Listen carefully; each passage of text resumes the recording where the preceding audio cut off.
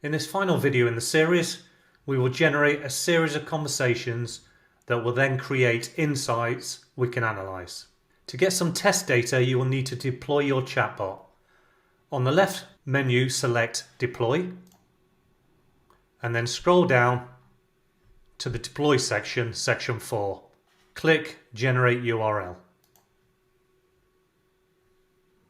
You'll now see two links available to you. To create test data, you'll need to copy the web link, open a new browser window and paste the link.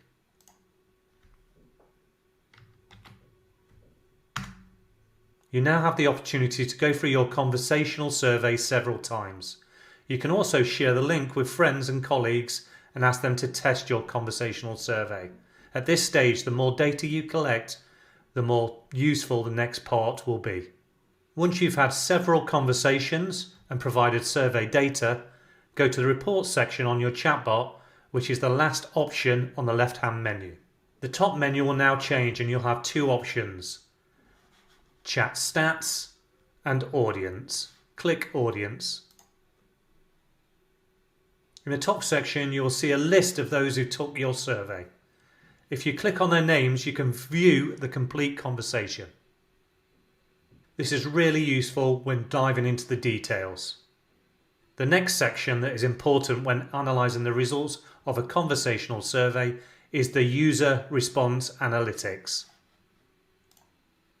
This section covers quantitative responses, choices, and qualitative responses, free text. Under quantitative, we asked, what type of games do you like to play? Choose all that apply. How often do you play games? And how's your experience with our new game? This provides us with topic analysis. Under qualitative, we asked, what did you like best about the game? Could you tell me what you liked and disliked about the game? What do you enjoy doing in your spare time? Could you introduce yourself? This provides us with sentiment analysis.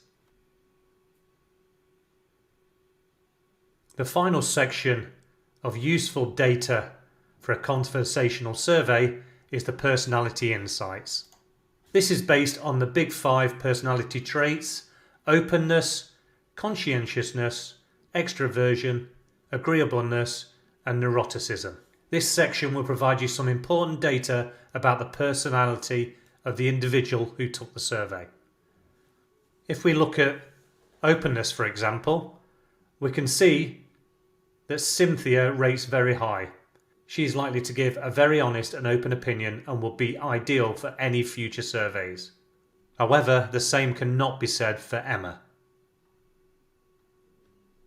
If we look at conscientiousness, Cynthia and Mark score very high. If we were to do a more detailed survey in the future, they would be great candidates. They would also make great game testers. So that's how you use Juji to create a conversational survey. Many chatbots can do surveys, but many chatbots are not as easy as Juji, as detailed as Juji, and they certainly don't provide the analytical data that you need to make good decisions. Goodbye.